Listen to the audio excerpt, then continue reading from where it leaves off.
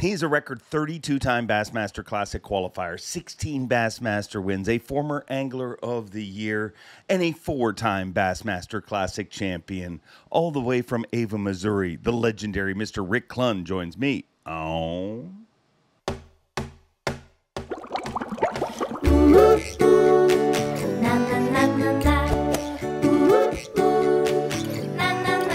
I'm Bob Cobb from the Bassmaster. Welcome to Mercer. Welcome one, welcome all, friends, family, freeloaders, fishing freaks, and of course, my humpers. Welcome into the Awkwardly Honest Fishing Podcast that goes by my last name, which is Mercer. This is the 176th edition of the Mercer Podcast, and I hope wherever you are in the world, life is treating you well. I thank you for tuning in, and well, the internet went a little crazy last week, I'll be honest. And I'm at the point where, I mean, it's going to happen. It's going to happen a few times a year. It seems somebody gets offended by something that somebody said, and it becomes a debate. And quite often, the debate is a lot bigger on the internet than it is in real life. But let's hope we can get back to our regular scheduled programming. I do apologize. I didn't get back to everybody's comments last week. I tried to get back. I pride myself on getting back to you guys. I mean, my theory is if you guys can take the time to watch this show, if you guys can take the time to make a comment, well, damn it, I can take the time to answer it. And I try to get back to everything, but it got out of control. So I checked out. I'll be honest. I checked out. I was just like, this is not the world I live in. But welcome all of you. There's lots of good things to celebrate, though. First of all, congratulations to Easton Fothergill, won the Open on Leech Lake. Now, you may know that name, Easton Fothergill, because he was the college national champion last year, or bracket champion, represented the collegiate anglers in the Bassmaster Classic, and you wonder when you meet somebody like that, will they be back? Well, it didn't take long. He won an Open earlier this year. This is his second Open win of 2024, making him a double qualifier for the Bassmaster Classic. So congratulations, Easton Fothergill. And me and him have already been talking. We'll have him on the show here eventually. Got a lot of stuff happening in the industry, a lot of people lined up to get on the show, but that's a great thing. I mean, at one time, there was no lineup. I used to have to beg, borrow, and steal to get people on this show. Now we got a bunch of people trying to get on. I can't wait to talk to all of them. But Easton Fothergill is definitely one of those. And on behalf of all of Australia, thank you, Easton Fothergill, because he is a double qualifier. Carl Jacobson, the first angler out of the Elite Series, Bassmaster Classic cut, gets to go to the Bassmaster Classic. So congrats, Carl. Congrats, Easton. And let's be honest, Australia needed it. After the Ray Gunn debacle. For you who don't know who Ray Gunn is, she's a breakdancer from Australia, and she broke dancing, literally. I mean, it's out of the Olympics. I mean, it lasted one. I mean, let's just make a deal. I mean, if bass fishing ever does get in the Olympics, let's just stay longer than breakdancing. Because I don't know if it was Ray Gunn or who, but somebody broke dancing, and it is no longer in the Olympics moving forward. So if bass fishing ever does make it there, let's just stay for a few years, a few Olympics, not just one. This week's guest has been on here many times, which to me personally is one of the greatest gifts this show has given me. The opportunity to delve deeper with Rick Clunn and talk about things, and intentionally, I haven't talked to Rick since he walked off the stage. He never told me he was going to not retire. He doesn't want to use the R word. He wants to. He never told me he was going to step away from the Bassmaster Elite Series. I talked to him right before he weighed in, but I never got a heads up. I had kind of a feeling, and we get into that in the conversation, a comedic feeling really, because something happened the day before when he weighed in. If you saw it, you saw it. If not, we talk about it. But Rick Clunn is an amazing man. And I have not talked to him since he walked off the Elite Series stage, which was honestly I mean, I've been on that stage for some emotional moments, whether it be that stage, whether it be the classic stage. I mean, I stood on the classic stage when a bunch of anglers crossed the classic stage for the very last time. So I've been in a lot of emotional moments on that stage. But watching Rick Clunn walk away was probably one of the most emotional moments. Just because he's Rick. He's multi-generational. Like, I mean, he's bass fishing, literally. And I don't know what I said on stage, and I don't know if it was appropriate but I mean, I just feel like he's somebody we all need to thank, no matter what age you are. I mean, Rick Clunn has inspired us all. Rick Clunn has motivated us all. Rick Clunn has helped create an industry that we all love. Rick Clunn has his fingerprints all over bass fishing, and every single Rick Clunn, to me, I mean, I always make the comment that nothing's been original since the Beatles in music. And I just feel like every single band, no matter what genre it is, was inspired by the Beatles at some level. Rick Clunn is that to our sport. He is, he's just truly, truly incredible man, and a great friend, not just to me, but to this sport. And I also can't thank him because he chose to not do any other podcasts and do this one first. And I can't thank Rick and his amazing wife, Melissa, enough for that. I don't know what I did to deserve it, but I can just tell you I am overly thankful for that. That is so rare in this sport. I mean, I get it. Like, people want you. It's hard to fend off the podcast wolves, but the fact that they chose to do that and come on this show first means a lot to me. And I hope it means a lot to you guys as viewers. I can keep going on and on, but I know who you're here to see. Without further ado, the legendary Mr. Rick Clunn.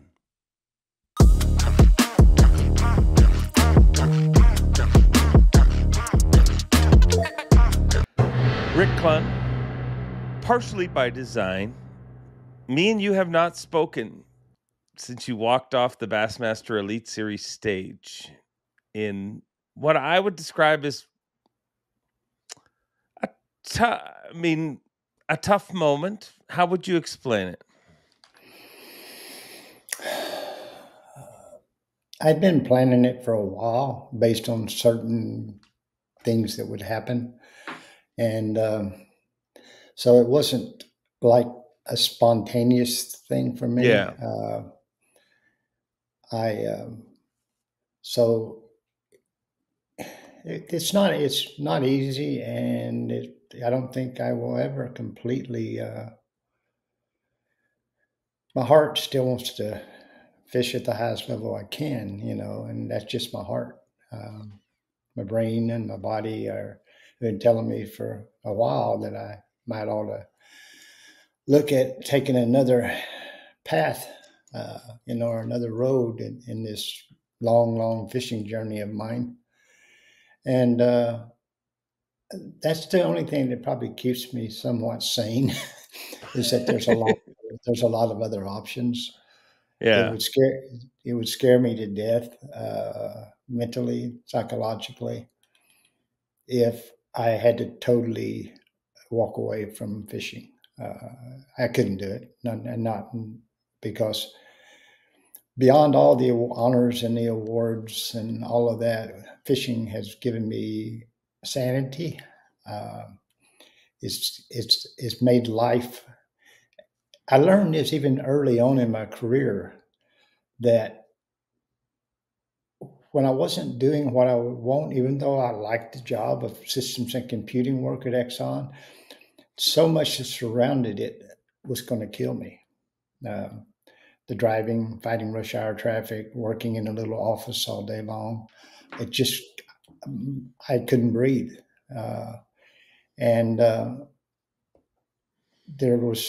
I think you even asked me what I was doing one time, what I'd be doing now if I was still there. And I told you I'd be dead. Yeah.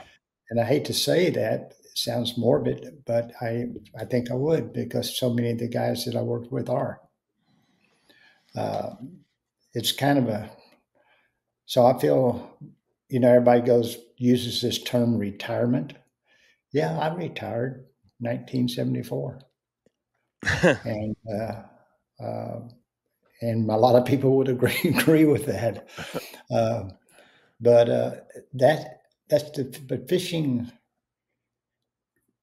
turned every year of my life into 5 years of life at that time.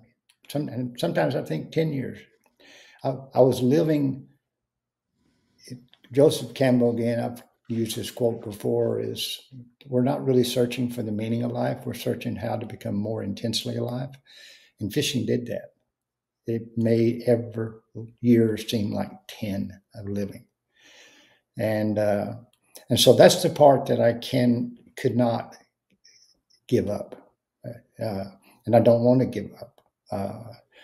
And again, the arena of fishing, I talked to Trip Weldon, and I told him, he said, tell Hank to look out because I'm coming. Thank the sun. And that does intrigue me. It's a different arena. It's not easier. A lot of people think, well, you're going to an easier arena. Anybody that fishes the opens know it's not easier. There's No a way. lot more people, and you don't have the number of what I would call high caliber anglers in the group. You don't have hardly any weak people in the elites. But in the opens, you have 50, 60 really high caliber anglers. You have a lot of locals who have now learned how to fish tournaments. Locals, in the old days, they would ask me, well, how are you beating these best locals on the lake? How are you finding the best spots? And I'm going, I'm not finding the best spots. I'm getting the most out of my spots that I find. And they're making too many mistakes. They're trying to fish every spot they've ever caught a big bass in their whole life on this home lake. They don't know yet how to manage their fish for multi-day tournaments. And I said, but now that's not true. Locals know all those things. And so in these opens, you're dealing with a lot of those type of caliber of anglers that know the water better than you will ever know it. And now they know how to fish multi-day tournaments. So in that sense, the other thing that is kind of intrigued me is that I'm going to have a co-angler in the boat again. Yeah. And a lot of people, admittedly, we were glad to get the co-angler out or the other pro out. In the early days, it was you drew another pro, because it gave us rights to the whole day, which you didn't have when you had another pro. You had to give up half the day. And then you got the co-anglers in, and he's competing against you, some of them more aggressively than others. But in all honesty, out of the hundreds and hundreds of co-anglers I had back in the open days, I probably didn't have but one or two that I would not want to have in my boat again. That's not bad. And That's pretty good. Yeah, it's not bad. Most of the time they were a help. Most of the time they give you, even on the tough days, they give you another lure to be using, and so that I welcome. Especially and there's a lot of tough days, and to have another guy in a boat that can handle a rod and reel, and hey, try this bait. If I start catching them on this, put that on. But if you start catching them on that, I'm gonna put that on. So you have a lot more help, if you want to call it that, even though it's not completely what I would call help. It's just more options. So I'm kind of looking forward to that too, but that's still quite a bit of ways. I'm still not absolutely sure what all of the my whole career. I'm not abandoning bass. I hope nobody ever thinks that, because they're the most important thing I ever did was fish BASS. But I fished a lot of other tournaments even before then. You know, I won the Redman All-American. I won 2 U.S. Opens out west. I probably will fish some more of the Opens out west. I wanted to just fish tournaments that kind of fit my style. Yeah. And lakes that I kind of like. So it gets me some freedom, and I'm looking forward to that. But still, even talking right now, I'm going to miss the Elite. I know I'm going to miss that higher level. Where, you know, we were always changing the name of it. You know, the Elites, the whatever you want to call it, and it'll probably change the name again to something else. But that higher level, you knew you were fishing against the best, and when you won, you beat the best. And that part, that part of my, I don't know what that is, if that's ego or what, but it's probably ego. But you want to beat the best. You said that you've known about this for a while. Did you know going into this season, or when did you make the decision? Be honest with you, I actually crossed my mind last year. But then when the idea of the 50th year would be next year, you know, that just made poetic sense or Hollywood sense. Do it on their 50th year. Everybody likes something like that. You know, you fish for 50 years. So I actually started thinking about it probably a year earlier. After getting my butt kicked at like we always do when we go up there to those smallmouth guys. That's an easy That time was, to you think remember of. how many we had? How many guys in that last tournament? Were over 100. So that Oh, last year, you got kicked even harder than we did this year. yeah, 4 or 5. I think 5, Yeah. at least 4, maybe 5 over 100. Yeah, no, it's after a tough event. I'm sure it's easier. What was it like for you going? Because, you know, I think at the first time we had one of these conversations, I asked, you know, when will you retire? And I got some sort of an answer, but I decided at that moment, I'm never going to ask you again. Like, just because, and you went out of your way to say on stage, you're not retiring. So I got to get the R word out of my mouth and out of my whatever I'm looking for, but out of my thought process. But how tough did that make things? I would just imagine, knowing that you're going to hang it up at the end. Did it make things tougher or easier this season?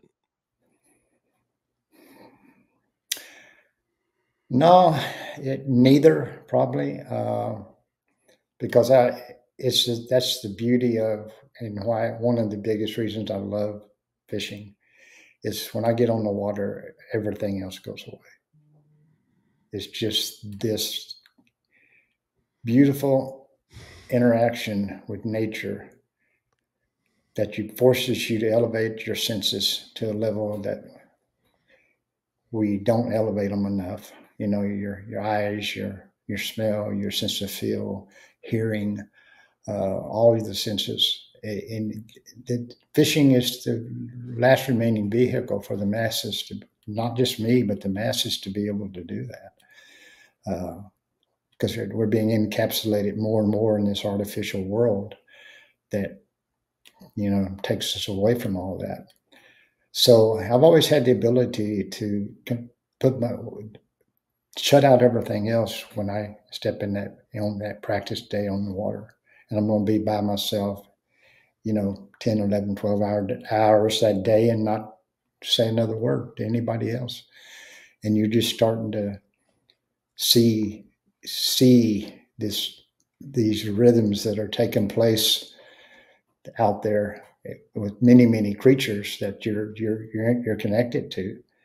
And it's just, you know, we overhear the word magical, but it is truly magical. And it's, so that's, and again, I'm kind of saying why I can't step away from that part of it. It's not the competition. That competition is kind of a double-edged sword. It's a good and a bad side to it. But the best side to competition is it motivates you to learn and understand more. Yeah. You know, it's just the winning doesn't motivate you to learn and understand more. Getting your butt kicked does. And to do that, you have to become more connected with that natural process. And that's truly when you become more connected and more alive, is when you really return to what we, somewhere in our origin, that's what we were, who we were and what we were. And we really understand, like the Native Americans say, that all things are connected. And and you return to that connection. And that's kind of magical. It's Melissa was telling me about, and I never can remember her name. She's one of the most beautiful people that's ever been on this planet. That was with the apes. Goodall. Oh yeah. Jane Goodall. Yeah. Anyway, Yeah. she's 90 years old, and one of the her interviewers that day said, you know, do you think about death and what do you expect from death? She said, no. They said, what do you think will be one of your greatest adventures in your 90s? And she said, dying. And of course, you have to think about that. But she says, there's only two things that can happen. She says, either there's nothing or there's something incredible. She says, neither one of them are bad. and I understand kind of, she says, because I have lived a life that very few people can comprehend. And I'm kind of saying the same thing about myself, even though I haven't lived 1/10 the life she has, but still, you don't worry about dying when you've lived. Not near. I've learned that with age.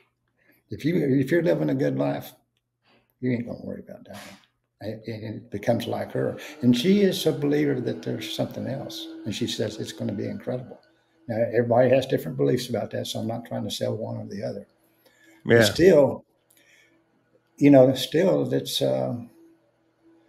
it's kind of what I, again, so love about what I've been able to do, is because it's given me a lot of the same things she's talking about. Now, living with gorillas and fishing are not the same by any means, are not near as intimate by any means, but it's still pretty amazing. Do you have any fears stepping away? Yes, I do. And the fear is that I'm going to lose what I've just been talking about. Yeah. That one vehicle that's kept me connected so long, when I basically, in some ways, leave part of it, is what is left is going to be enough to maintain that same energy and wonder and magic. I think it will. I think there's going to be some in-between period here, which I get to think about it every single day, and all the different possibilities. So, yeah, there's a little bit of that, and but that's part of the excitement, and it's really ultimately up to me. I can make it or break it. Yeah. I mean, it might intensify it because, if you're not fishing as many events, the ones that happen might be more intense.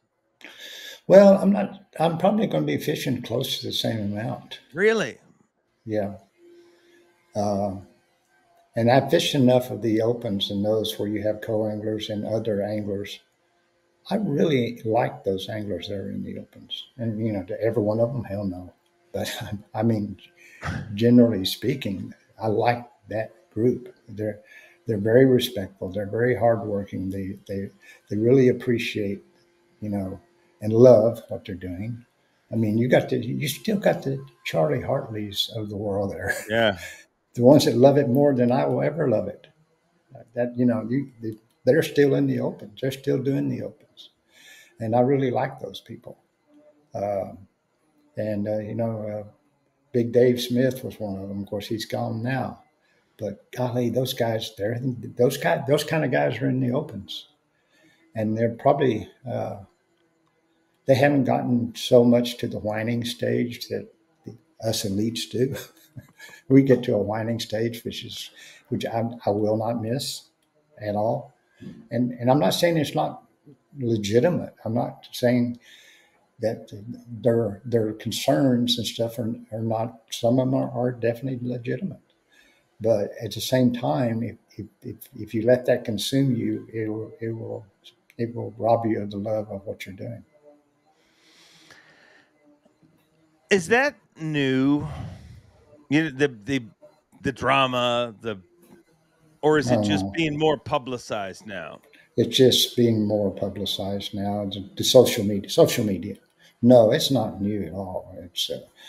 There was a lot worse era during the old regimes than this now. Really? Oh yeah, no. The old regime was good for the sport and it was good for the industry, but it was horrible for the anglers. Horrible. And then that's been lost. But me, Mike Dice, and a guy named Jack Klatt out west, we completely organized, chartered a anglers union, and I am not a union person, but we did that because fishermen are not union people. They're all independent businessmen. They all got their own opinions about things, and that's ultimately why it didn't work back then, because the fishermen, we could not agree with each other even. So, being the fact that, yeah, and especially back then, because most of the guys were not in pure pro anglers like they are now. Yeah. Most of the guys back then were running other businesses. There was only maybe 20 of us that were really what I would call pure pro anglers. But still, no, hey, if you're thinking about being a pro angler and you're going to try to do your due diligence and make sense out of it, forget it. It doesn't make sense. If you're not going to be winning, it doesn't make sense. And there's only a handful of guys that win every once in a while. And it's got to be for love, and being able to make enough to feed yourself. But if you're watching these other sports and guys are getting $90 million a year contracts right now in NFL, you go, what? Who needs $90 million a year? But that's what a lot of unfortunately we think about. We think about that promise that Ray Scott said when you win a BASS tournament, you become a millionaire. That's never happened and never will happen. So you got to keep you do your due diligence, but you got to do it for love. You can't do it for money. And yet more and more people want to do it. So that tells you that there's more to it than just that part that we associate with business, even though business is part of it. If you do it for love, why do you think Charlie Hartley loves it more than you?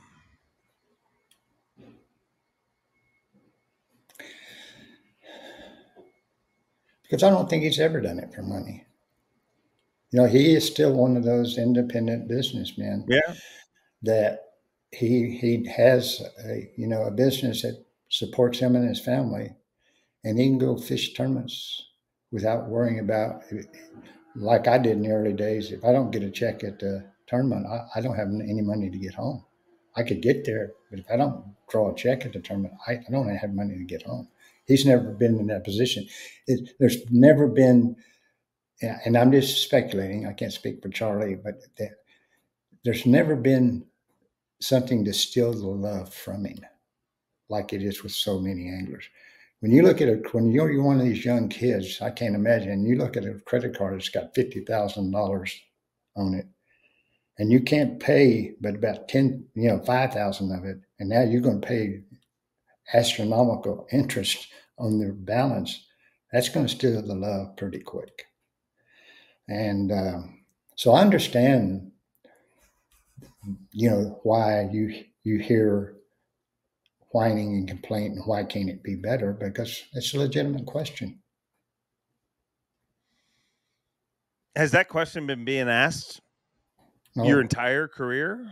I would assume. Least, the meeting we had at the last event at Champlain, that event has happened half a dozen times before that in the history of the sport. And they've been a lot uglier than that one was. A lot uglier. So, I mean, I'm just thinking of you sitting in that room, being in those meetings, as you said, at least a half a dozen times before, knowing that the next week you're stepping away from the Elite Series. That had to be a weird, like, did you just check out? I mean, in my head, I'm seeing Rick Clunn with headphones on, pulling a Marshawn Lynch saying, I'm only here so I don't get fined. That was pretty close. There was no real reason for me to be there because I knew what I was fixing to hear, and I didn't hear anything I wasn't expecting, not a single thing. And I'm not saying that there was a lot of legitimate things said, and a lot of things, but there's always been a lot of legitimate things said.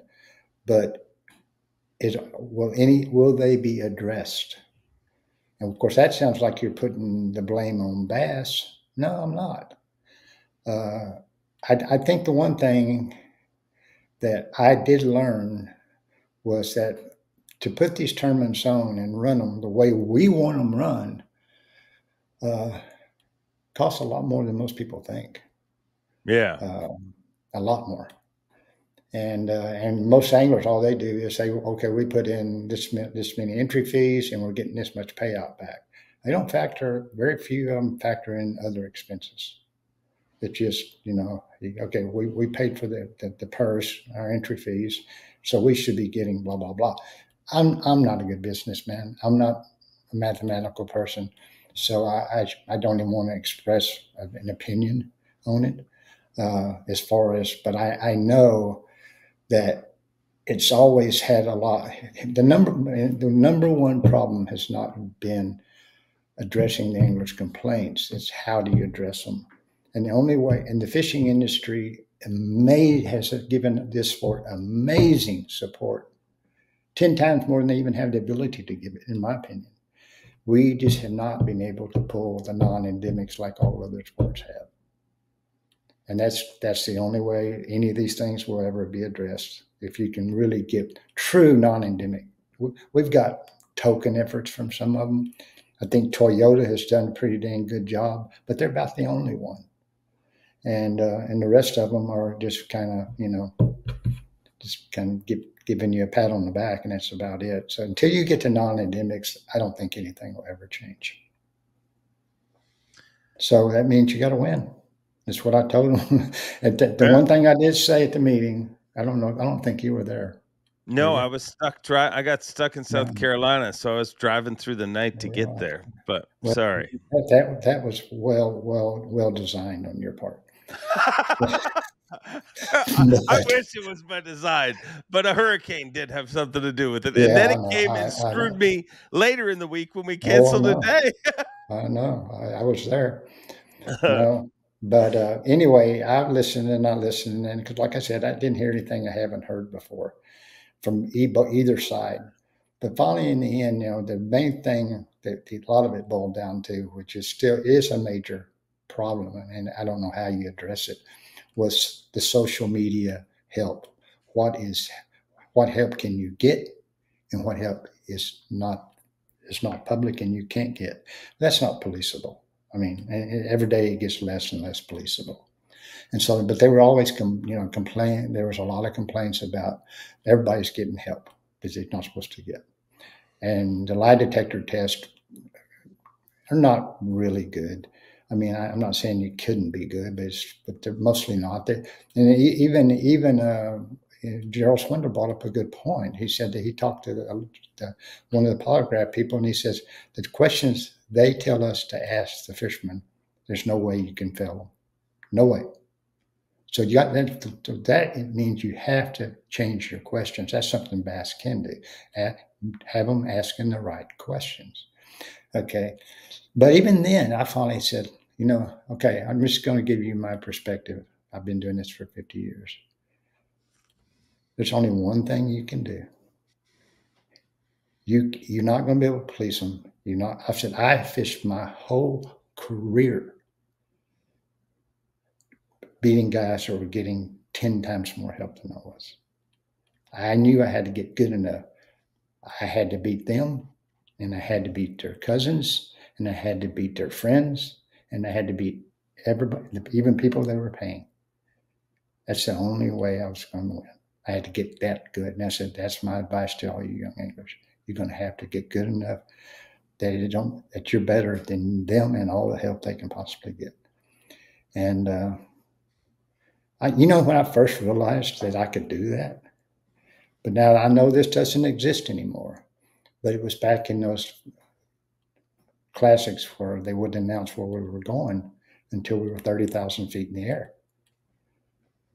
And the first 2 or 3 of those, they'd announce them and there'd be some excitement, but there would be this other element there. It was fear. Even from who I considered the very, very best, there was fear. I saw fear in their eyes for the first time. And when Ray Scott announced Guntersville, when we left New Orleans, 30,000 feet in the air, I'd never seen so much fear from who I considered the best anglers. And I'd been seeing that for a couple of years, and I said, And then it hit me. I fish every tournament like it's the Classic because I didn't know anybody in the beginning, and even after I met people, I didn't seek the help. And even if somebody offered it, I wasn't any good at using it.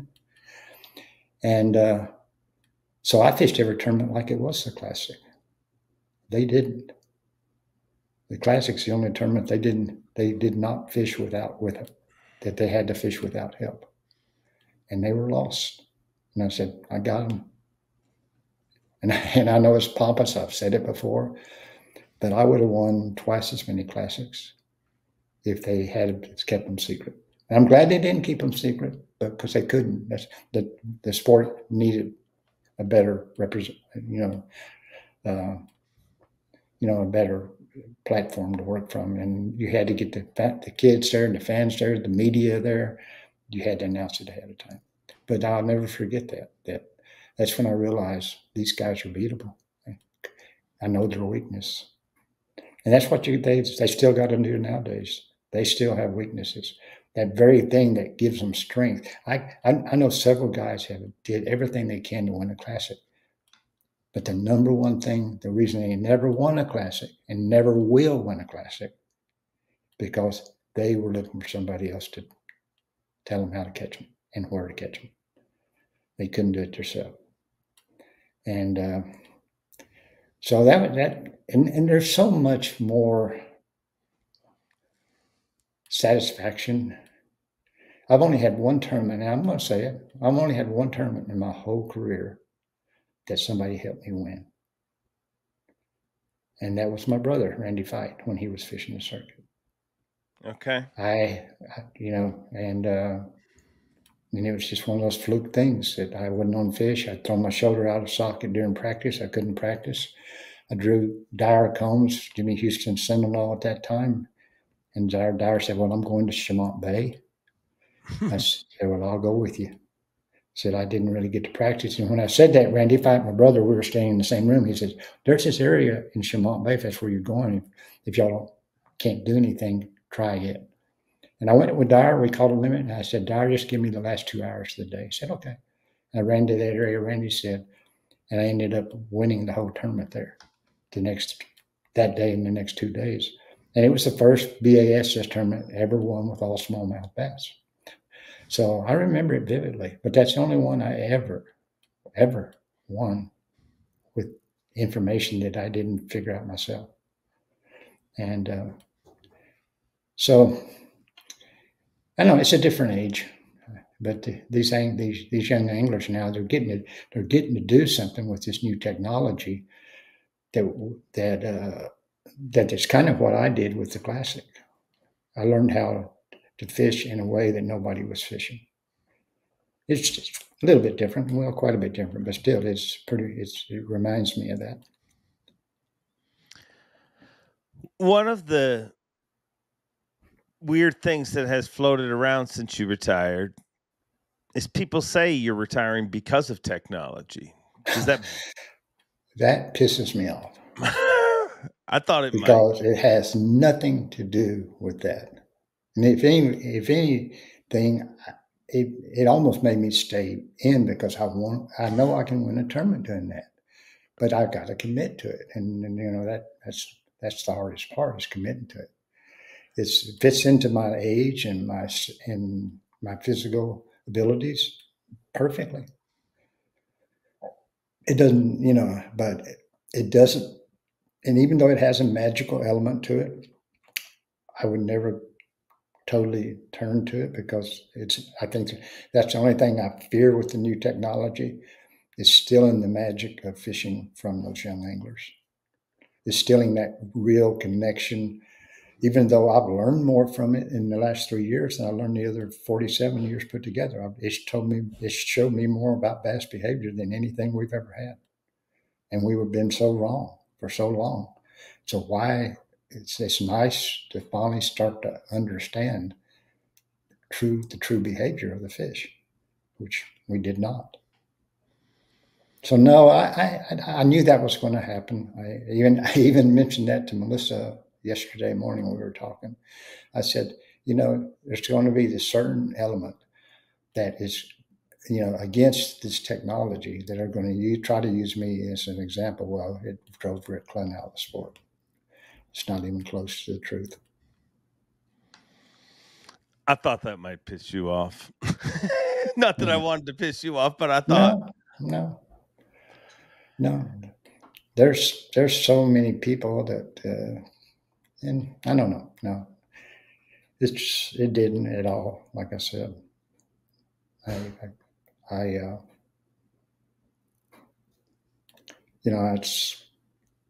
I still have the opportunity in the opens to use it, and because it's in the opens. I'm not escaping from it by leaving the elites. Yeah, I mean, it's if anything, it might be more in the Yes, opens. Yeah. Talk to me about those final days of competition on the elites, the final hours. You had the final 5 minutes was beautiful. I mean, because I've been thinking about it, and I'd practiced one day using the electronics, and I actually caught a couple of really good fish doing it. But I just said, I'm not fishing my last tournament this way. I'm going to fish the last tournament the way I love to fish up here, and that's throwing a spinnerbait.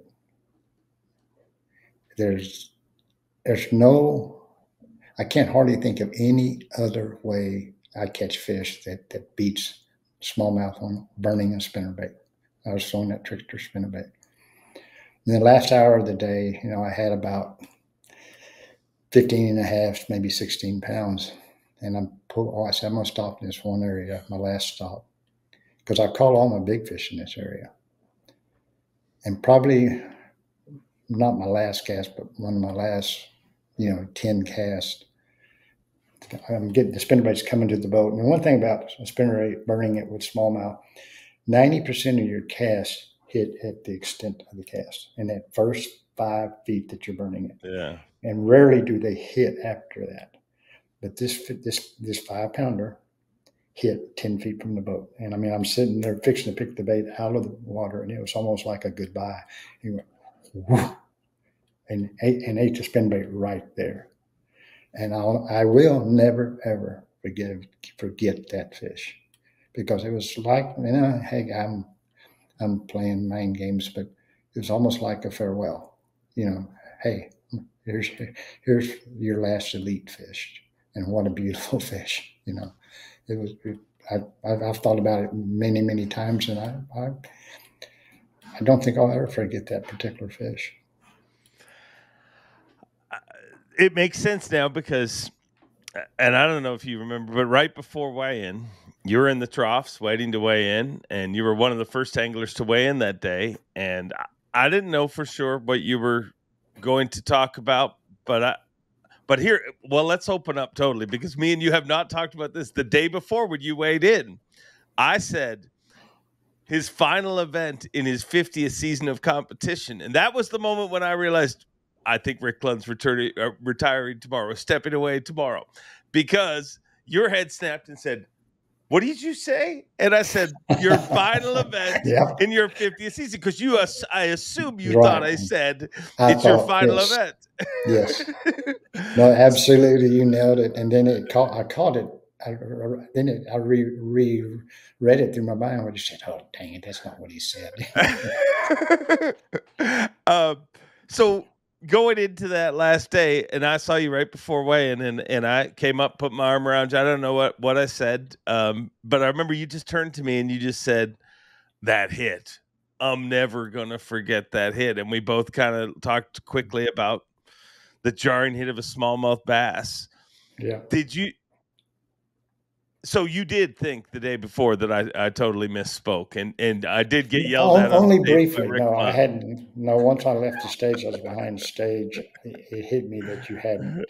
Did I guess I was just somewhat oversensitive at that point, because I knew it was close.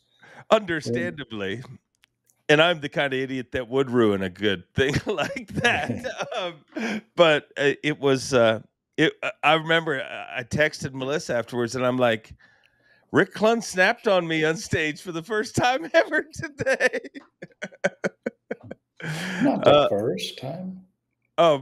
No. When else have you snapped at me on stage? We've had a few others. Have we? I don't Yeah. remember them. Maybe I just remember the good memories. Yeah.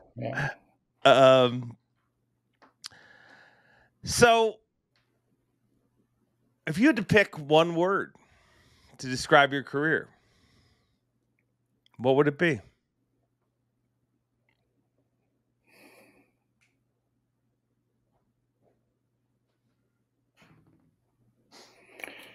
I don't know. I mean, there's a lot of them, but they don't fully capture. I mean, certainly unbelievable, and certainly amazing, and certainly magical, but none of them are enough. It's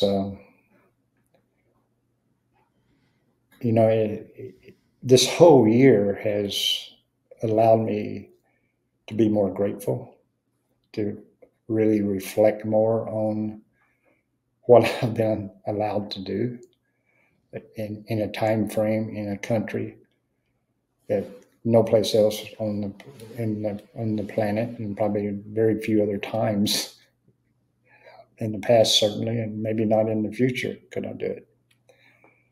And all of a sudden, I've been able to reflect on it. I use this analogy at the 500 tournament a couple of times, but I don't know if I used it on the podcast here. But athletes, as an athlete, which we are, I don't care what anybody says, when you're caught up in the middle of the game, you don't see the whole game.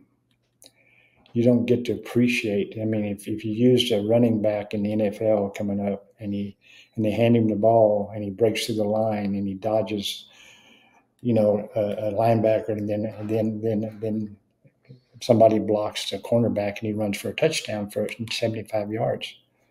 He doesn't know what happened completely until he watches game film. And then he sees who opened that hole up for him, the big tackle in center. And then he sees, the tight end take out a linebacker. And then he sees a wide receiver take out the cornerback. He didn't see those when he ran. He would have never seen them if he didn't watch the film or somebody didn't tell him. So that's kind of me now. This whole year, doing the Bassmaster, doing the cast program, which went back in time and re-showed me the early days I was involved in, re-showed me the 80s, the 90s, the 2000s. And all of a sudden, I'm getting to see people that made those blocks for me that I didn't even appreciate, and haven't even had time, and didn't even haven't had time to be grateful. So definitely, I think if anything, I just appreciate that opportunity to be grateful, and I can never even talk to the people that made those blocks, and few of them, but a lot of them are not here anymore. And you get to remember, because every one of us, whether it was Roland, whether it was me, whether it was Tommy Martin, whether it was Kevin Van Dam, we're products of all of those people, and we don't give them credit very often. I mean, I'm a product of Roland Martin and Bill Dance and Tommy Martin and some other anglers you all don't even know that fish the circuit. And Kevin, whether he'll admit it or not, he's a product of many, many, many of those same anglers. And if they motivated us, they taught us. And now these young anglers are going to be a product, even though a lot of people are going to disagree, they're going to be a product of those anglers that came before. You say, well, no, they're using electronics. That's not the only way they can be a product. We motivated them to become what they are. And that motivation had to be there, or they would have never seen those electronics. So that's the one thing that, and I've asked myself this, are there any regrets? Not really. Not, I can't think of, you're saying you didn't do some things you wish you didn't do. Heck yeah, I did things I wish I hadn't done, but I don't regret. That's just part of the path. So grateful. I'm more and more grateful at this point in time, and I get to go back through that line of people, because like I said, I fished the opens and I really enjoy fishing in that group. So I'm looking forward to it. Grateful is a great way to explain it. Do you believe in regrets in general, not just fishing, but just regrets in life? Or is it all just a part of the path? I think you have to have some, and it's how you react to them that decides if they become permanent. If you have the same backlash over and over and over, then no, you probably have some regrets. But most people learn from their backlashes, and it's no, I don't. I mean, I don't, and I guess I think life has that opportunity in it, but I think each individual can go past it if he wants to. I did a high school team seminar here the other night, and it was a bunch of young high school kids, and I'm always afraid of them a little bit because I know I'm going to talk over their heads, but I'm finding that harder and harder to do. I'm finding it harder and harder even to talk over these high school heads. But even one of these mothers, one of their mothers asked me a question, one of the first questions I got. And she said, well, what do you tell them about their failures? And of course, that's really an easy answer for me because I've already said that in our interview here. You learn more from those. You learn really who you are from your failures, not from your victories. And I said, and fishing is going to give them plenty of opportunities to learn from their failures. no matter what level, even if you're just somebody that goes fishing in the creek and you don't get a bite that day, whatever, yeah, you're disappointed, but still something in you, will try to figure out, well, what did I do wrong? How can I, if I go tomorrow, how can I change the outcome? So, no, I'm not sure there is any really, but I've also lived, and you have, and most people in this country have lived a very protected life. Oh yeah. We don't have bombs dropping on us right now. So I can't speak for people who every day are worried if their family's even going to be alive the next morning. So we definitely live in a part of the world that was a huge gift. And that's why no matter who you are, you should be grateful, because I just can't imagine that other people are killing each other right now as we speak. Yeah. Over some philosophy or over lack of resources or whatever. Yeah, we live a very blessed life. I mean, just the fact that you can literally go to bed and your worry is how to figure out a fish that outsmarted you the day before. Is that failure that everybody experiences in fishing, and more so than almost any competitive activity there is out there? Is that truly what addicts us all to fishing? No, I think that's one of the elements and one of the more important ones, but I think it's that sanity that it gives us even in Yeah. failure.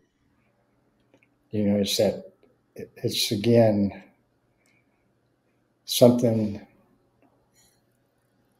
that we know we're in the right place, and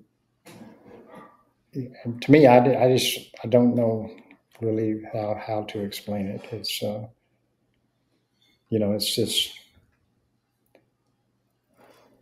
when it's something that forces you to use your senses at a higher level makes you more alive. That's all that makes you alive is senses. If you don't have sight, sound, hearing, and all the other senses, you're a vegetable.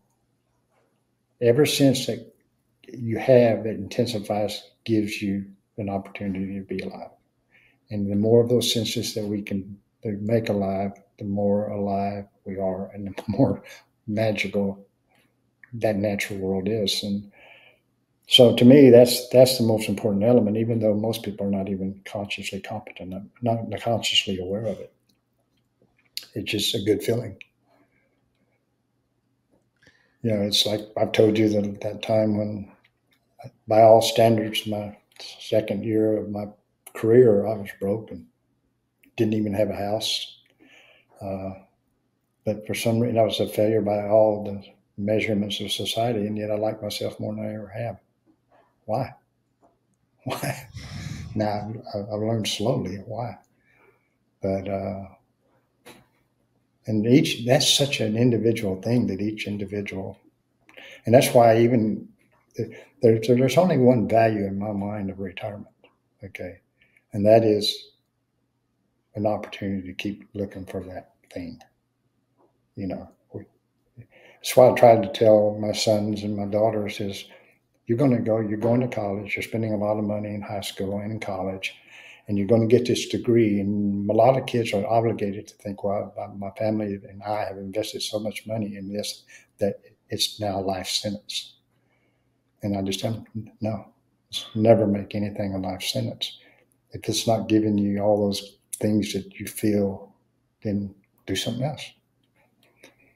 And that's, again, I don't want to get into the retirement part because there's just so many valuable people that are forced to retire, and they're so smart and so valuable, and our country needs them, and yet they're like the racehorse gets put out to pasture and still can run. So, and I know sometimes I confuse people, and that's one reason I'm talking about it, that, go on, do something else, find something else to do, and that's all I'm trying to do. You know, and I'm, whether I do or not, you know, I've been very fortunate. From the moment you walked off stage, well, I mean, obviously, I've stayed on stage for the rest of the way, and I don't know what happened backstage. But what happened backstage when that announcement was released to the public? What has happened since that day? What's it been like? Oh, it's been, I think, people out of respect or out of knowing who I am, they've kind of intuitively known to back off. And I've had a few people want to do podcasts, and you're the first one I've done. And because I said, I don't want to go, I'm so afraid these podcasts are just going to be retrospective. And I Yeah. don't want to be retrospective. I mean, I want to move on. And it's going to take me a little bit of a transition period to do that. And to sit there and just completely be retrospective will slow that process down. And in fact, nature helped me out today. It blew a huge hickory nut tree across my little county road, so nobody can come and nobody can go. so, so you know, and it's too big for me to. I usually move them with my tractor and cut them up, but this one is huge. We had no wind, so I don't know how this thing fell, but it'll be there for a few days, so it gives me a little bit more of that. Most people, even my sponsors, Tracker Boats and Bass Pro Shop, and this time of year is when I normally work with them, just plan what's happening in the future, and so we're doing a little bit of that, but it's not. It's been really, and I left after I came off the stage at the tournament. I left there pretty quickly because I knew if the longer I stayed, the more that I was going to tempt riders to do their job, and so I saw a few friends, just a very few. I saw my New York family. It's a Davis family that have been camping with me every year we've ever been there, out of Oldenburg, and that was it. And then I got my boat, me and my son, and I didn't launch at that ramp, which was good, and I ran back to the ramp I launched at, which was quiet. And so I had time to. It's again, I'm still. You can still tell I'm in that state of mentally taking the next step. Yeah. I can tell you what they are, but still I've got to take them. So different when most people that step away from something are looking for a change. They almost crave that. It feels like to me that they crave that retrospectiveness. You know what I mean? Like, let's celebrate what I've done. You are not that way at all. Well, part of it was just the attention and how kind everybody's been to me this whole year. Everybody's gone way beyond the Call of Duty and recognizing that the time frame of all this, the 50 years and the 500 tournament, and there was overwhelming attention most of the year, and so I really, due to my due to trying to have the correct gratitude, because that did, like I said, a lot of that did wake me up to the lack of gratitude I've had toward a lot of things in this sport, and it wasn't intentional; it just happened. That this was the best way. Let's don't have some big firework display or something, No, let's just be the cowboy on the horse riding off into the sunset. But not even that. No, wait until it's dark and ride off. Don't let them see you riding off in the sunset, because that defines a certain type of ending, and I don't know what that ending is. I think it's called an Irish good night. It's when you leave a bar and don't tell anyone. You just yeah. Would you have, if you could have, would you have rather had it that way, not to address it and just? You mean had it what way? Well, would you have rather not had to address things like this and just step away from the sport? No. I think I think it's the sport. Deserves to know. What was that incredible chess player, Bobby Fischer, that Okay. just disappeared? Where did Bobby Fischer go? They didn't know if he'd been kidnapped, killed, or what. And he just disappeared for 5 or 6 years, and then shows back up. No, I think, again, out of gratitude, I didn't want people to think I just, jumped off a cliff or something. Did it, was there a feeling of relief after it was done? Like now everyone knows? There was. There was a feeling of relief. And I tell you, if there's things I won't miss. I mean, so those things that I won't miss. I won't miss the politics. I won't miss those kind of meetings we had at Champlain. I won't miss even my fellow anglers that quit loving the sport and just they all they do now is. And I'm not saying their reasons aren't legitimate, because some of them are, but that's where that's where I guess I will never completely understand, because I knew what I expected from the sport when I quit my job in March of 1974. I didn't expect richness. I didn't care about richness. I simply wanted to put food on my table and a roof over my head and do something that I loved to do. And I did it. I did exactly that. And I could have made 4 times as much money as I made. I didn't care. And I know there's people that look at that as being a bad businessman, and there was some things bad business-wise I did do because I just didn't really care. And I am perfectly happy. It's like you look at the Bassmaster Classic. I won 4 of them. Okay.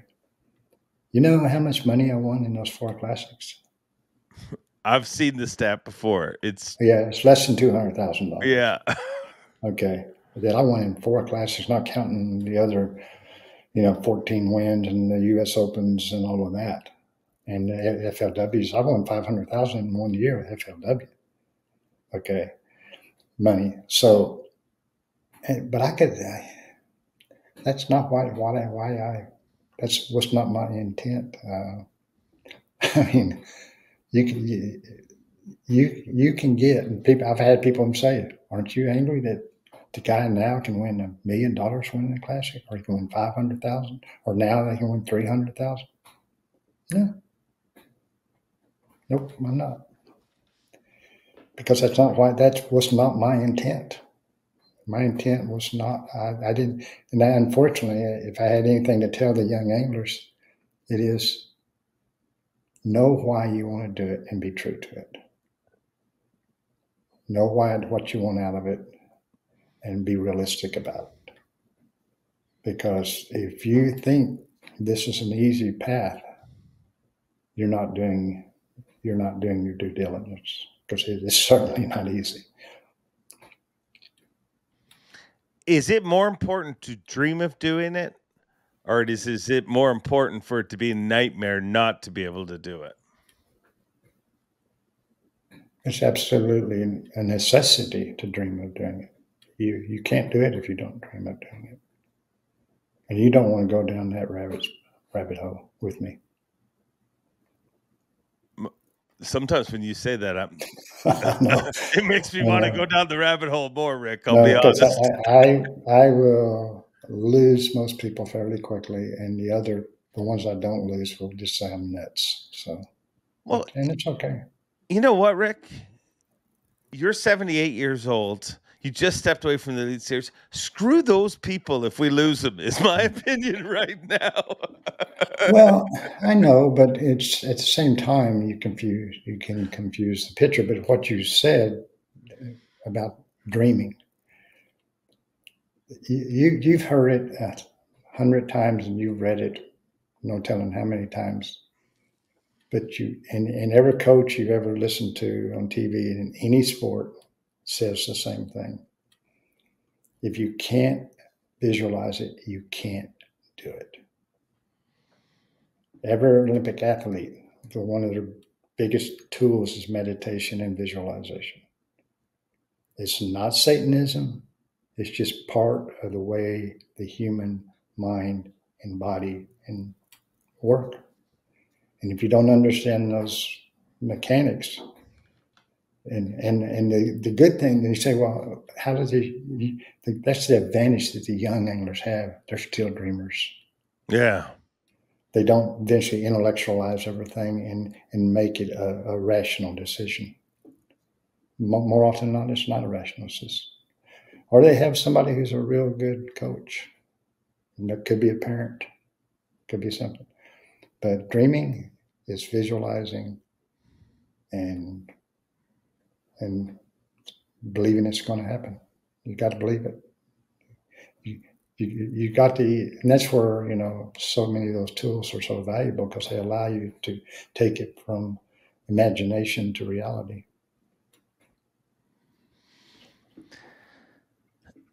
Well, I don't know what your dream looked like. I can't see that inside your head when this started, but I can't think of a more, not that it's been so easy, but it was a dream come true when I look at your career. To have, and I look at all the 4 classics, the Angler of the Year, all the different things like that, but I just look at how impactful you've been to our sport, even in the last 15 years, to just evolve the way you have with the sport. It's truly amazing. And when you left the stage, I said that to you. I said, thanks for inspiring, for dreaming, and for creating this sport. And the sport's better because of you, Rick Clunn. Thank you. Well, the world needs to get better because of the sport. And that's the part that we're missing. The world has an opportunity to get better because of the sport of fishing. And I know I can get deep and I'm not going to do that. But it's the last remaining vehicle for the masses to make the world right. And is it going to happen? I hope so, but I don't know. And I'm fighting the same things now with this new path that all people fight that are dreamers. I'm old. It's the older you get, for some reason, it's harder to dream. Harder to dream. It has been for me.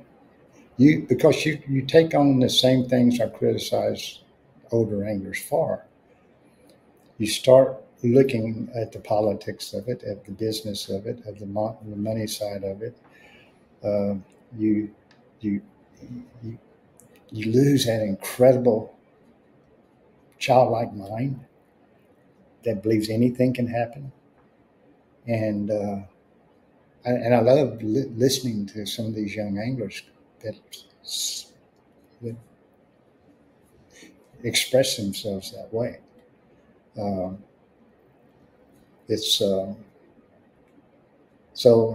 older you get, you fight all the same things that most old people have to fight. Getting old is not looked as being a positive. And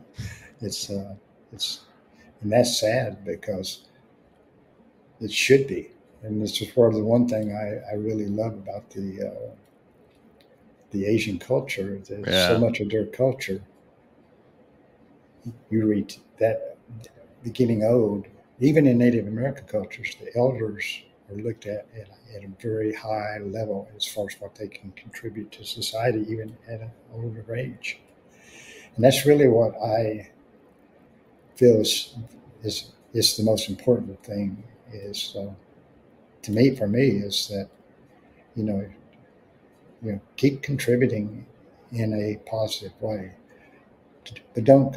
I mean, I even had a sponsor today said they're starting to really not like podcasts because podcasts are they're harping too much on human negativity now, and not enough on inspiring people and teaching people. And but you see that all over the sports world.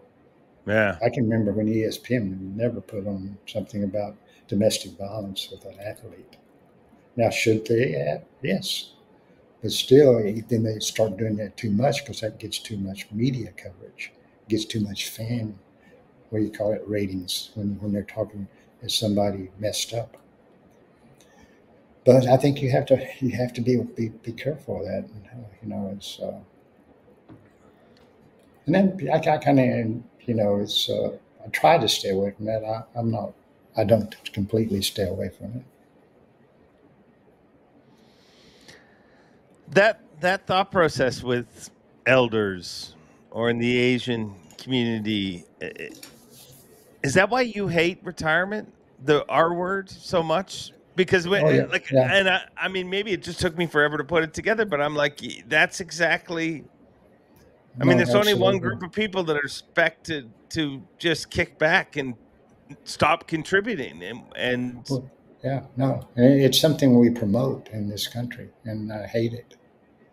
I mean, I'm not saying there's not a legitimate retirement.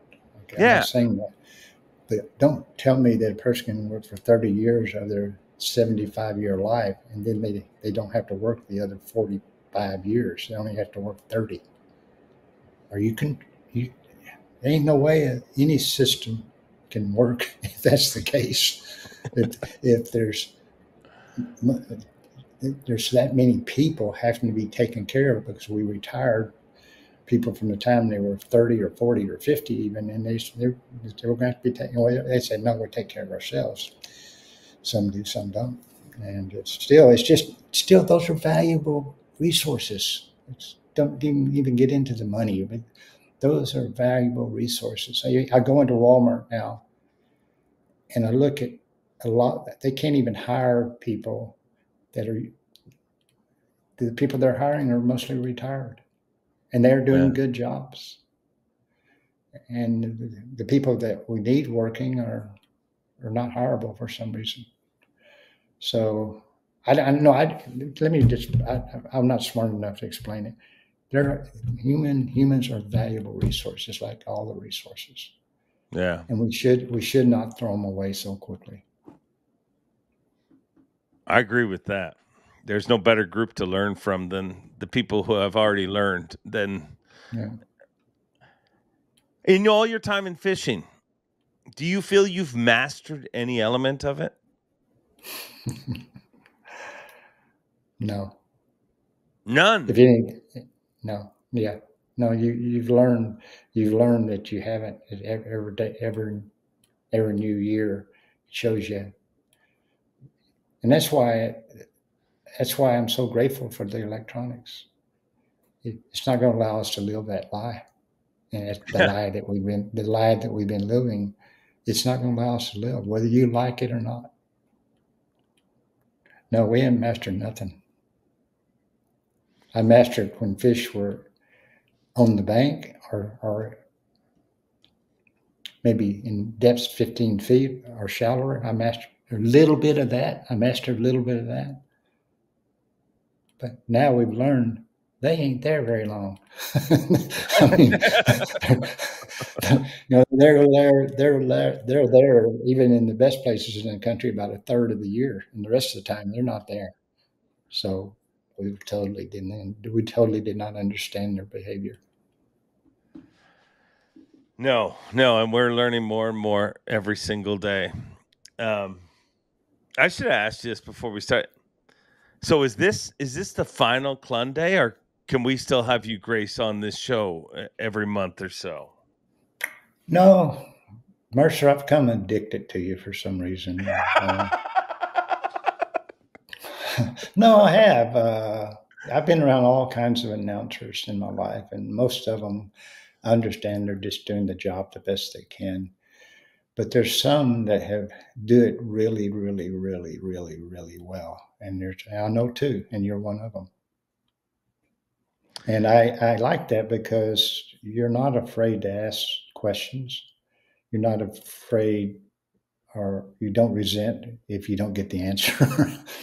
It's you're really trying to see the value in the questions and in the value to the people that are listening. And So I hope we get to do some more. Oh, well, you're welcome.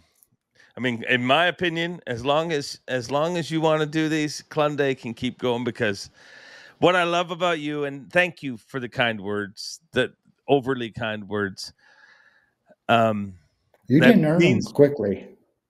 No, it took a while. I'll be It honest. took a while. So don't. You,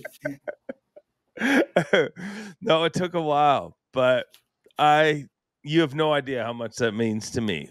But one of the most amazing things about you and about our conversations that I love is you get so used to being able to answer, like asking a question. And I feel like a lot of times I know the direction it's going to go. I know the answer from a lot of people.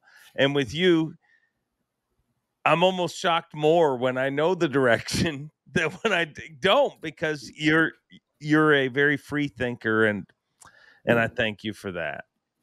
well, that's where you can be retrospective and yes, still have a value in the future because you do know the relevance it could have, even though it's an old ideal. Yeah. Is there any way I can convince you to come be part of Bass Live for a few events next year? I'm not going to discount that, and that's the one thing I want people to truly understand. My activity is actually going to probably elevate in the fishing world. It's just going to be in a different platform, and my sponsors tickled to death because they're the people I'm going to go interact with are really what they consider their customers. Yeah. Us elite guys aren't their customers. We hope we influence their customers, but we're not their customers. Now, these open guys, they're their customers, the majority of them. And so they're excited about that, and so am I. And so I'm not, that's the thing again about the word retirement. I'm not going to disappear. I am going to be at a different, in a different platform.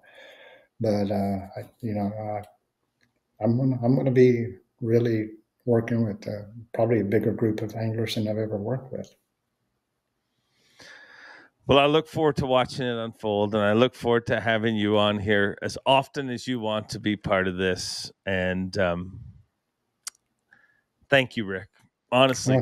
No, same here. Same here.